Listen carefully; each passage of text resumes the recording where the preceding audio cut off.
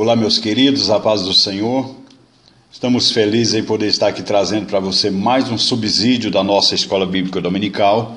Hoje nós estamos aqui com a lição de número 2, que vem com o título A Salvação na Páscoa Judaica. Esta é a lição do quarto trimestre de 2017, do dia 8 de outubro.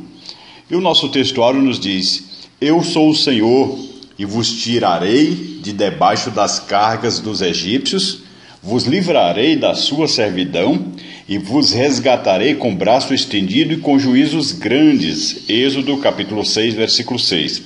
E a nossa verdade prática nos diz: a libertação do povo israelita vislumbrava um plano divino maior, libertar e salvar a humanidade. E a nossa leitura bíblica em classe se encontra em Êxodo, no capítulo 12, versículos 21 a 24 e 29. E como objetivo, meu caro professor, nesta lição, nós temos que apresentar aos nossos alunos, para que eles saibam que a libertação dos israelitas vislumbrava um plano divino maior, ou seja, libertar e salvar a humanidade. Sabemos que na Páscoa, os israelitas relembram o modo milagroso pelo qual Deus operou a salvação de seu povo, livrando-o da opressão, do sofrimento, da angústia, da escravidão promovida pelos egípcios. Isto era a lembrança da fidelidade de Deus à sua promessa, o amor libertador e o cuidado que ele tinha em favor do seu povo. Então, nessa lição, meu caro professor, nós estudaremos os aspectos-chave e simbólicos da Páscoa e o novo significado que é tão importante essa celebração e o que ela assumiu com a morte e a ressurreição de nosso Senhor e Salvador Jesus Cristo. No nosso primeiro tópico, nós temos, com o título A Instituição da Páscoa, nós temos o item, que é o primeiro ponto, que vem o livramento nacional. O segundo ponto, a libertação da escravidão. E o terceiro ponto, a nova celebração judaica. Primeiro ponto, nós podemos ver que para o povo de Israel, a Páscoa representa o dia da independência. Significa, para um país colonizado por uma metrópole, mais ainda, essa magna celebração significa a verdadeira libertação experimentada por uma nação expressada pela liberdade espiritual do povo para servir ao Deus Criador. Então, historicamente, foi o último juízo sobre o Egito, a provisão do sacrifício pascal que possibilitaram o livramento da escravidão e a peregrinação do povo judeu rumo à terra prometida. No segundo ponto, que fala sobre a libertação da escravidão, os israelitas habitaram por aproximadamente 430 anos no Egito. E na maior parte desse tempo eles experimentaram a dominação, a escravidão e a humilhação. Então, ser escravo no Antigo Egito era estar sob a dependência política, econômica e social de outra nação.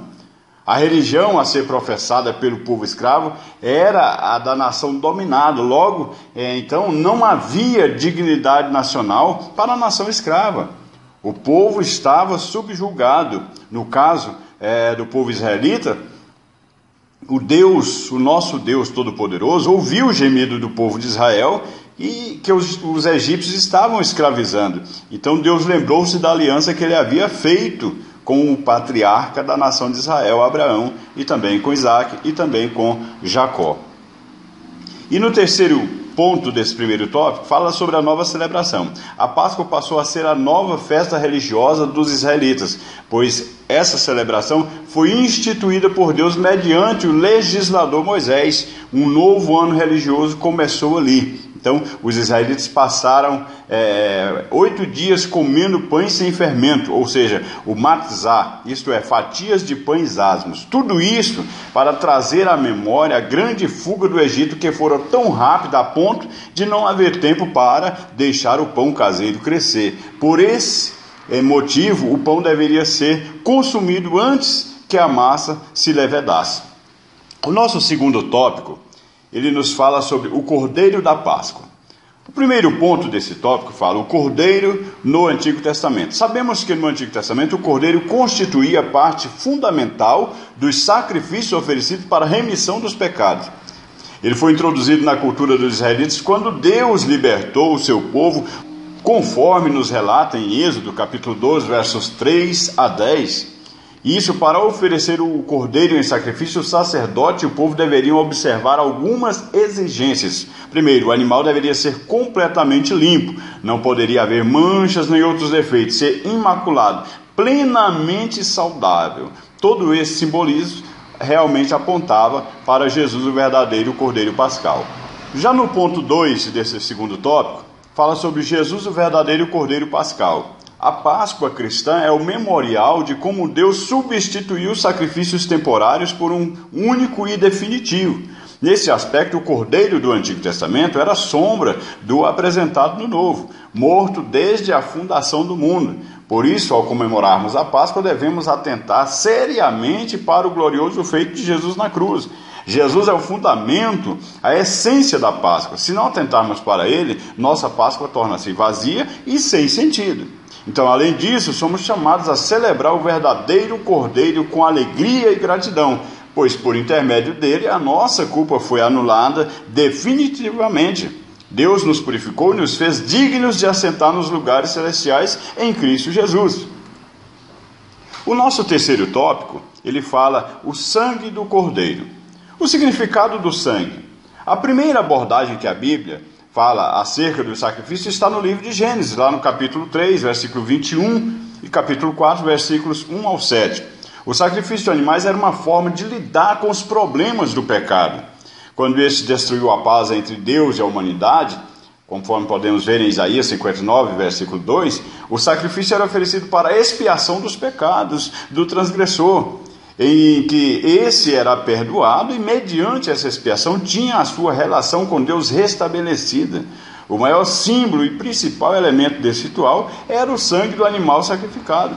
Isso porque o sangue na Bíblia representa vida. Então era a vida do animal derramada no sacrifício pela vida do pecador, do culpado, que fazia com que restabelecesse a paz entre Deus e o ser humano. O segundo ponto nos fala sobre o sangue do Cordeiro Pascal. Antes do advento da última praga sobre os egípcios, Deus ordenou que os judeus preparassem um cordeiro para cada família. Está lá em Êxodo, capítulo 12, versículo 3. A orientação era a seguinte, pois eles deveriam matar o cordeiro, e após matar o cordeiro, os israelitas deveriam passar o sangue da vítima nas ombreiras, no umbral da porta de suas casas. Isso serviria de sinal para que, quando o Senhor passasse e ferisse os primogênitos do Egito, conservassem em vida os israelitas. Assim, a orientação divina protegeu os primogênitos israelitas, e o sangue do Cordeiro Pascal foi o símbolo de proteção deles diante da morte. Nesse sentido, o sangue de Jesus Cristo, o verdadeiro Cordeiro, nos protege da morte eterna e da maldição originada pelo pecado, tal como o sangue do Cordeiro Pascal que livrou o povo da morte. Assim também o sangue de Jesus nos livra da morte espiritual e da condenação eterna. O nosso terceiro ponto nos fala sobre o sangue da nova aliança. No Novo Testamento, ao celebrar a Páscoa na última ceia, Jesus afirmou que o sangue era o símbolo da nova aliança. Era o real cordeiro, bem como o verdadeiro sacerdote, sendo o sacrifício e o oficiante ao mesmo tempo. Por essa razão, o livro de Hebreus afirma que Cristo é o mediador da nova aliança, mediante seu sangue redime de modo efetivo ao que crê. Então, nesse sentido, o sangue da nova aliança deu acesso direto do ser humano ao trono da graça e autoridade exclusiva a Jesus como único e verdadeiro mediador entre Deus e os homens. Desse modo, Cristo fez da igreja um povo de verdadeiros sacerdotes com autoridade e legitimidade para partilhar da intimidade com Deus, para interceder uns pelos outros e anunciar as boas novas dessa nova aliança. Então, concluindo, meus amados, aqui esta nossa lição, esse nosso subsídio de hoje, nós podemos dizer que a Páscoa para os judeus é a memória da ação salvadora de Deus. Para nós, os cristãos, é a recordação da ação redentora de Jesus em favor da humanidade. Cristo é a nossa verdadeira Páscoa, o Cordeiro único e sumo sacerdote por excelência. Seu sacrifício foi definitivo e completo. Por isso, ao lermos sobre a Páscoa, devemos celebrar a nova aliança manifesta em Cristo Jesus. Hoje somos filhos de Deus, mediante a nova e perfeita aliança no sangue do Cordeiro de Deus, que tira o pecado do mundo. Que Deus te abençoe em Cristo Jesus. Amém.